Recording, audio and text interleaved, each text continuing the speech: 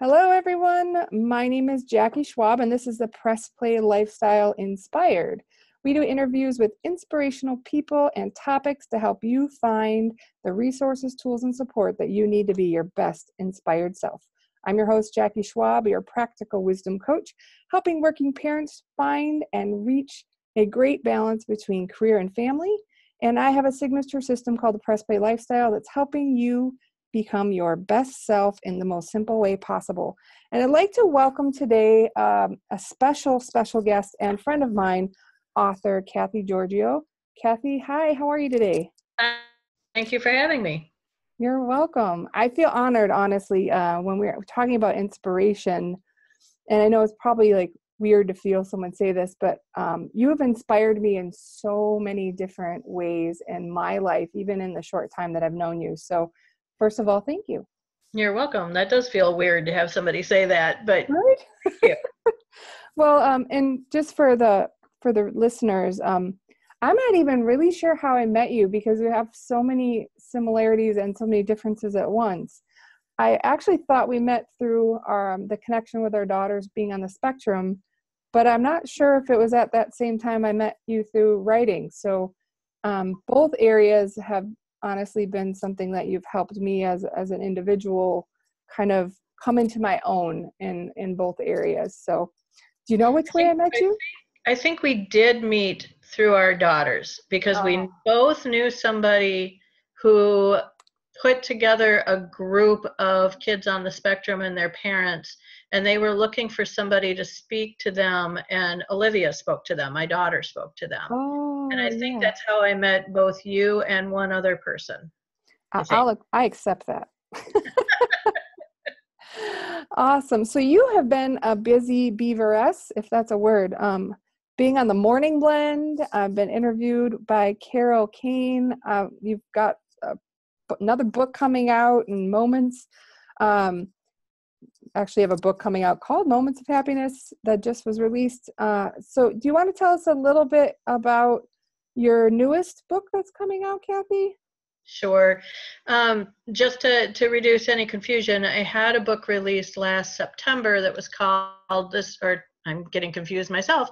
Yeah. Today's Moment of Happiness Despite the News, which was a collection of a year's worth of blogs that I did because I was in a situation where I felt myself just sinking. I had been assaulted and I was having trouble moving ahead with my life. And so I started posting a moment of happiness every day on Facebook in order to make myself see that at least there was one moment every day that could make me happy. And my Facebook page blew up with people wanting to see what made me happy. So I made it into a blog, and I vowed to do it for a year, which is probably the most ridiculous thing I have ever done, because writing a daily blog is horrifically difficult, especially when you're trying to find something that makes you happy every day. Yeah. But I did it. I wrote every day for a year except for one day. One day I could not do it. And when the year was done, everyone said, well, it's going to be a book now, right? And I said, no, I didn't write it as a book. I didn't even edit it. I don't write nonfiction. I write fiction. But my publisher came to me and said, they want a book. Don't you think we should do a book? So we did a book, and it came out in September. Now I have, in February, a poetry chat book coming out called When You Finally Said No. And so that will be in February. And I just turned my 10th book, which is a novel, it'll be my 5th novel, into my publisher. And I'm waiting to hear if he is going to publish it. Oh my goodness. You are busy. Just a little bit.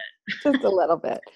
So one of the things that I don't think easily comes out of that wonderful litany of things that you've done is a lot of people in the writing space will tell people, or really in any business, pardon me, they'll say, focus on being a fiction writer, or focus on being a nonfiction writer. I know myself, I've written a couple different things as well. And what I think is amazing about what you're doing and also inspiring as well is you've written poetry books, you've written short story collections, you've written novels. So what would you say to people who are writing about stick with a certain genre? Don't. You know, and I'm probably the only person you'll hear saying that. And it's because when I look at the business, I don't see it happening. You know, in my case, I've published in everything, nonfiction, fiction, and poetry. One of my most successful students has poetry books out, he has 2 nonfiction books out, and he has short stories published. I truly don't understand the brand yourself mentality, because that makes it sound like readers always want the same thing over and over and over again. And readers don't. We want a variety of things. We don't want to be reading the same stuff. So there's no reason why you can't just write what you want. To me, that's the most important thing, is whatever you are feeling passionate about, whatever has caught your attention, write it. And somebody somewhere is going to want to read it. I know that when the poetry book comes out, people that love my fiction who don't read poetry are not likely to read it. But people that love poetry will. And so instead of even just keeping yourself in one small group of readers, you can expand your readers. And I mean, if you look at who is on my Facebook page and who visits my website, there's a variety of writers. I don't get just one type of writer or one type of reader that comes to my page. I get everybody. And who wouldn't want that? Yeah, I would agree. I don't have a traditionally published book yet, but my first published piece was like memoir, and most of my articles are creative nonfiction, and I actually love writing sci-fi, right? But it's like the only thing I haven't published yet. So I think for me, I write about what inspires me at that moment, or what I have the opportunity. When I was actually asked to write something in creative nonfiction, I'm a writer, right? So I want to do that. I want to be able to have my voice be heard. So I love that you, within a lot of things, that you kind of think outside that box and say, you know, do what you do, not what people tell you need to fit into, right? Right. And I kind of worry about that, because it does feel to me like people are trying to put writers into a box. And we're creative people. We write what we want to write. We think what we want to think. And there's been so much pressure, I would say, in the last 5 to 10 years from the publishing industry about how is it going to sell, that some writers have started reversing their thinking. And instead of just writing what they want to write, they sit down and try to think about what will sell, and I'll write that, instead of writing what they love. Yeah. And writing is supposed to be about passion. You know, you write about what you think is important. And Absolutely. it's going to sell Yeah. just because of the passion behind it. Yeah, it's probably easier to sell something you have passion behind versus like something that you did formula wise, right? Right. Yeah. And since you have so many successful books out, I guess we could tend to believe that you might be onto something there. I certainly hope so. I hope so too. So in addition to kathiegiorgio.org, which is your author page, you talk about all these wonderful books you've read and written. Wayward Clocks, of course, I don't know if you know that or not, but totally my favorite of all of your novels. Thank you. But you're welcome. But the other thing is you actually have a studio, right? An All Writers Workplace and Workshop studio. Can you tell us a little bit about that? Sure. All Writers is actually going, well, it is. It's 14 years old now. January is its birthday. Happy birthday. Thank you. And I deliberately do not call it an anniversary, because I don't feel like I'm married to the studio. I do feel like I'm raising it. You know, it's growing. I started All Writers because I wanted there to be a place that all writers could go and find community, could find education, could find support, you know, whether they are putting their first word down or whether they're the author of several books. And I wanted this to be a friendly place, and some place that a writer can come and not be worried about, am I going to be torn apart? Are people going to tell me that I don't know how to write? I wanted people to feel comfortable. Writers are naturally introverts in general. We like to stay by ourselves. We like to be huddled in our little rooms and in our little heads working. But that getting out and interacting with others and finding out that there's somebody else out there that has this same weird obsession you do is amazing. You just suddenly have a tribe. You have somebody to belong to. And that's what I wanted All Writers to be. And I wanted it to not just be Wisconsin based, I wanted to be international. So I started when I opened All Writers 14 years ago. We have an on site classroom, and then we also teach online. And we have a private online classroom, and we also, of course, go through Skype or Zoom or the phone or whatever it takes.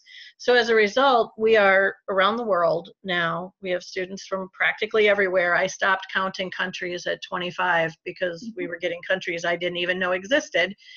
And we're everywhere. And it feels so cool. I mean, I know today I'll be talking with somebody in Australia. Yesterday I talked with somebody in Jerusalem, and we're all working for the same thing, which is how do I write the best? How do I get the word out? How do I express myself? So that's the studio, and it's been a lot. I won't say it's been a lot of fun. It has been, but it's also been a lot of work. Yeah. So I love when I went out there and looked at the site, which actually I do all the time, right? So my daughter's in one of your classes. I'm a student of yours. Mm-hmm. But you said result of years of dreaming and planning. And first of all, I love that you said that. But my question is, what was around before All Writers? Like, where did writers go to get that leg up or get that support or get that community? Writers mostly went to community education classes unless they were going specifically for a degree. I used to go to a tech school that had, I think it was a Thursday night class, a creative writing workshop, which is where I met my mentor. Her name was Ellen Honeycutt, and she was a writer in Big Bend and was amazing to me in my life. And so that's where you went. And I was actually teaching when I first started teaching, which would be 23 years ago now. My first class was at Waukesha Park Rec. And I thought, my God, who would think to take writing classes at a park and recreation department? But they contacted me because their teacher had left and they needed somebody, and they'd heard about me. So I walked into my first class there. And then I began to teach at UW Waukesha's community education programs. I taught in Illinois. I was picked up by Writers Digest to teach for their online class. I taught for Writers University, iUniversity. I can't even think of where all I was teaching, but I was teaching 65 hours a week at all these different places, and my rooms were always packed. And I began to think, we've got to have a central location. We've got to have one place that they can go that does nothing but teach writing. There's nothing else going on but writing. And so that's when I decided to open the studio, even though I have absolutely no training in business whatsoever. Oh, well, it seems like you've got 14 years of toughing it out, so you must be doing okay. We're still here, which absolutely amazes me, but yeah. Yeah. So what's interesting as well, I think All Writers Workshop and Workplace, it's not just the Kathie G show, right? You actually have some other faculty that work with you. Is that not correct? I do. My husband teaches for me, Michael Giorgio. He teaches on-site classes and also several online classes. I have Shandell Beers, who is a poet living in Oregon. Carolyn Walker does my nonfiction classes. She's near Detroit in Michigan. I have Lisa Marie. I always have trouble remembering which last name to use because she goes by two. I'm going to say Lisa Marie Otter. And she's in Madison, and she teaches poetry classes for me. Summer Hanford, who is in Michigan, teaches fantasy classes. I have several people on faculty. There's a whole bunch more, right? There's Carrie, my daughter. Yep, Carrie Newberry teaches my online book writing class and takes on coaching clients. And so all you have to do is go to the page and click under faculty, and you'll see everybody we have. That's awesome. So I know that's already great, right? You've written all these books and you have this wonderful workshop community. But You also do a lot of outreach. I think it's a lot, but you do a lot of outreach as part of being in this writers community. I know just a few this year, or I don't even know if they're everywhere or not, but you have like the Authors in Schools, Celebrity Saturday, the retreat. Could you tell us a little bit about some of those community outing or community events that you do, and what's Sure. really inspired those for you? The Author in Schools, All Writers paired up with the Southeast Wisconsin Festival of Books so that we would have one day during the book festival that we would send professional authors into the schools so they could speak with high school and middle school students directly about what the writing life is like. I've wanted to do that for years. And I know when I was in high school, oh my gosh, I would have loved something like that, to have somebody come in and tell me, this is what it's like to be a writer. This is what you can expect. This is what you should do. So being able to do that was phenomenal. I think this year we sent, I think it was 15 writers into the schools, which was just amazing to see. I even appeared in an online school so that we would get that aspect of schooling in there too.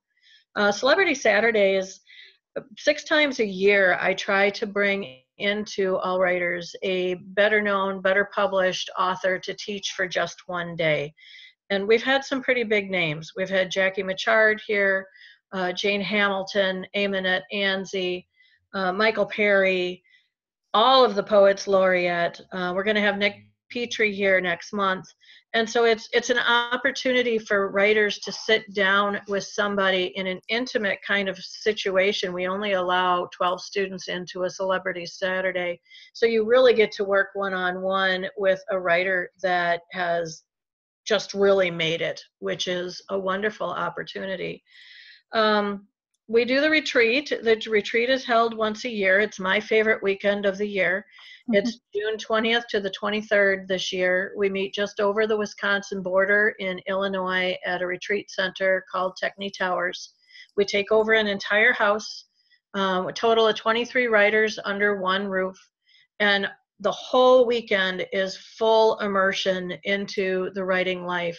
You are focused on your work, so you're not going to a conference where you're attending a bunch of lectures which may or may not have anything to do with what you're doing. We're actually focused on you. And so you are working on something fresh, and you are also workshopping something you've already done, so that both aspects of your writing life are focused upon. You have a chance to interact with writers from around the country, and a couple times we've had international students fly in too. So it's an amazing weekend. It's a weekend where I don't sleep because I'm on stage all weekend, and I'm so excited to see everybody. I get to see students that are online and that I don't see face to face any other time of the year. How long has the retreat been running? Let's see, the studio is 14, so this will be the 13th retreat.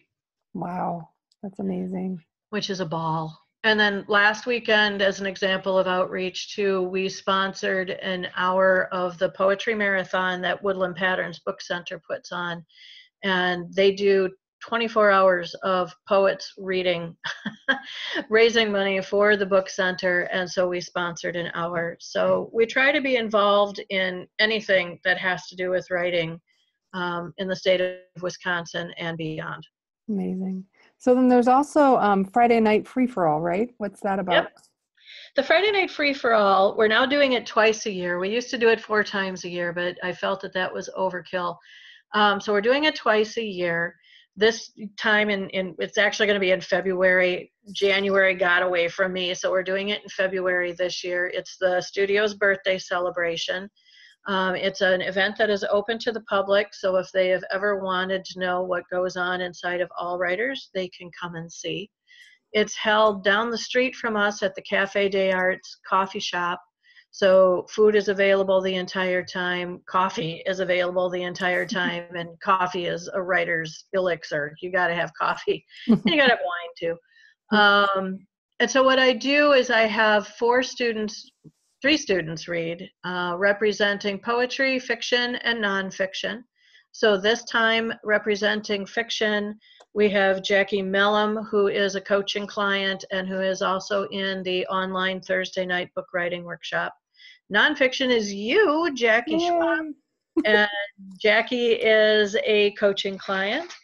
And for poetry, we have Becky Burton Thomas, who is in the Wednesday afternoon Women's Writers Group. And because it's the birthday, we're doing a special reader too. We're going to have a representative from the Teen Writers Group read, and that will be Kathie Giorgio, who is my daughter. And then we also have a featured reader, and I read. And the featured reader at the birthday party is always my husband, Michael, since he's been the one who has stood behind me this whole 14 crazy years. So he'll be reading, and then I'll be reading. Doors open at 6 o'clock, and it starts at 7 on February 8th. That is so exciting. Now, I have gone to one of, actually, I think I've gone to more than one. I've gone to 2 of these. And I am just amazed at the ages, the population that's represented. I think when in any other sort of discipline, maybe you see a lot of middle age, or you maybe see a lot of teens, or see a lot of this or that. But gosh, we had like a young teenager there. You've had people who were long since retired, their first couple careers there. What do you think allows you to sort of have that huge spread of demographics at that type of event? I think, again, it's just our focus on, if you're a writer, you're welcome here. And we don't focus down on just one age group. We focus on the fact of, are you writing?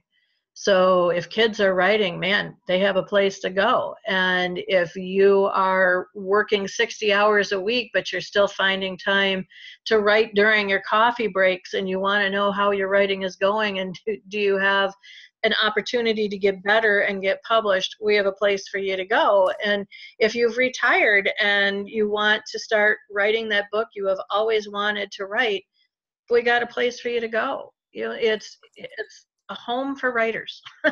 Yeah, So, that's lovely.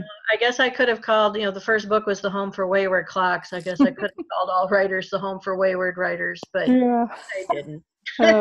That's all right. I suppose hindsight's 20/20, right? That's right. And actually the studio came first, so. Yeah. So you've been really popular lately, and thanks for taking your time with me. I listened to a couple interviews that you've done. Again, the Morning Blend and Carol Kane did one. And when they were talking to you about the moments of happiness, you had said that every single day you really had to look, right, for something that made you happy, because you're not really an optimist, are you? Not at all. Not a bit. Yeah, I think when I first started seeing the moments of happiness, I was a little scared for you. I wasn't really sure. I'm like, oh, all right, we'll see how this goes. But it turned out to be something very beautiful.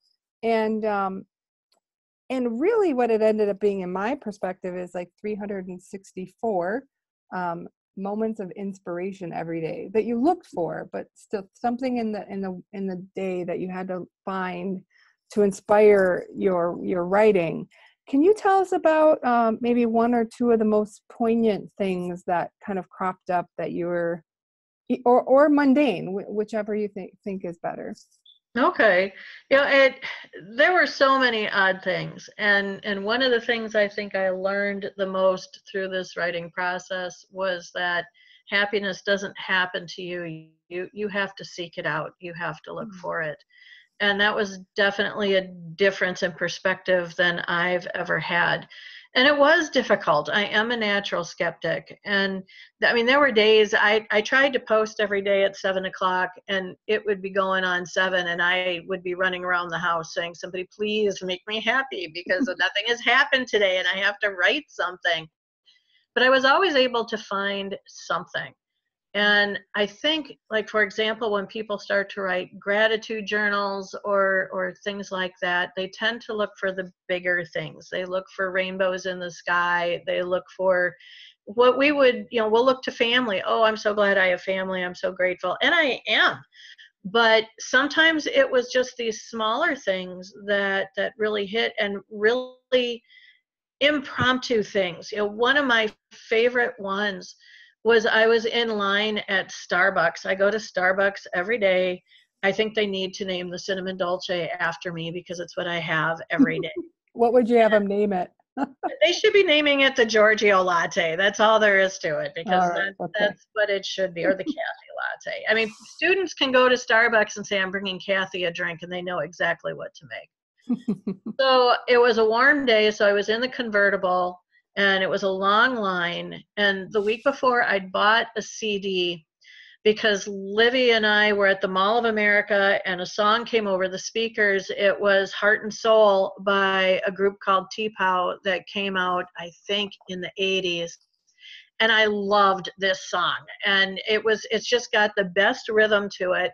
And my daughter, of course, was like, ew, that's really stupid. What are you listening to that for? And I'm like, I don't care. It's a gorgeous song. So I bought the CD, and I got it that day, and I had it in the car, and I just kept hitting replay. So I'm waiting, and I'm listening, and I look in the rearview mirror, and I could see the woman behind me, and she's jiving in her seat to the song, and the head in front of me is bobbing. And we get to, everyone in line is starting to move to this song in their seats.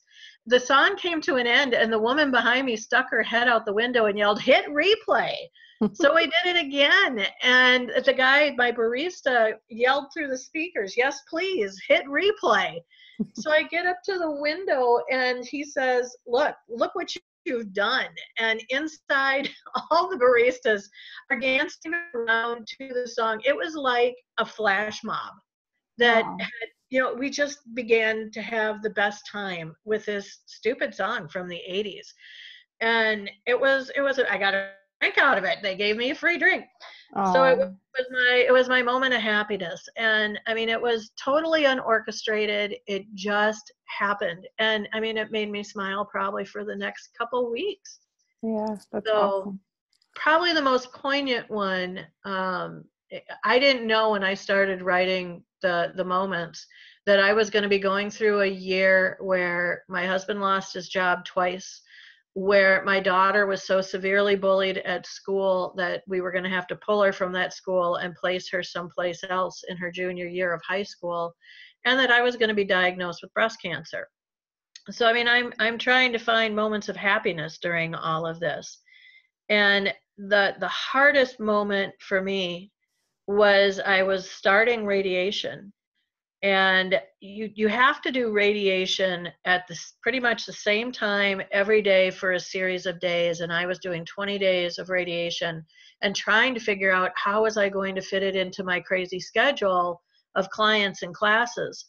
And I finally hit on 3:15 in the afternoon.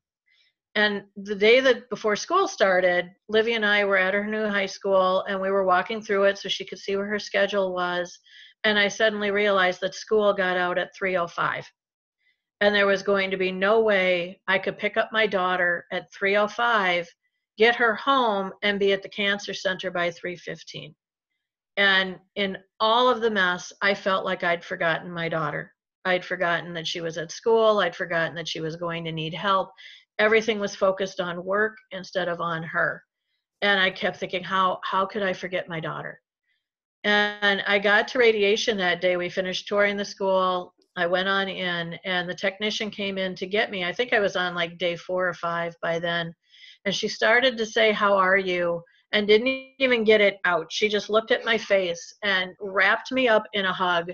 And I lost it. I mean, I was just bawling. And another technician came out and hugged me from behind. So I was totally wrapped up in these women who knew exactly what I was going through and holding me.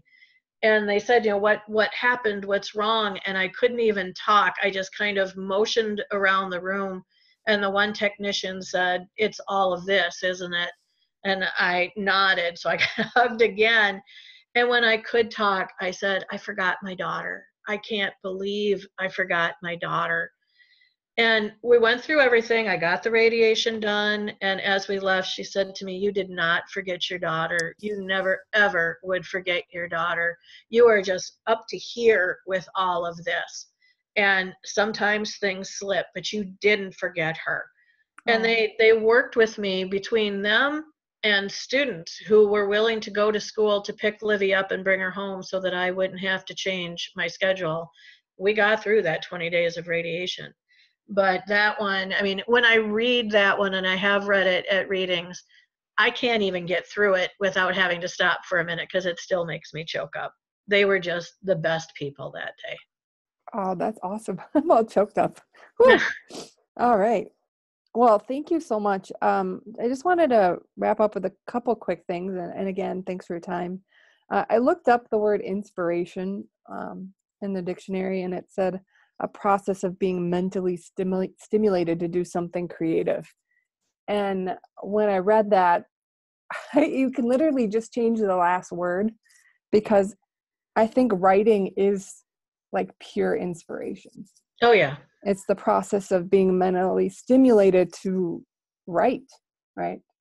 Mm. And so I'm so blessed to be part of your community and to see all of the things that you've done and all the outreach you've done. So before we wrap it up, is anything else you'd like to share, or anything else you'd like to tell our audience about to make sure that if they're writers, they come join you in one of your events?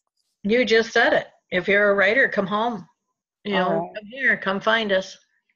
Wonderful. Well, thanks again, Kathie. I really appreciate your time, and I'll see you on Tuesday. Yes, you will. All right. One moment, I'm going to stop the recording. Thanks a lot.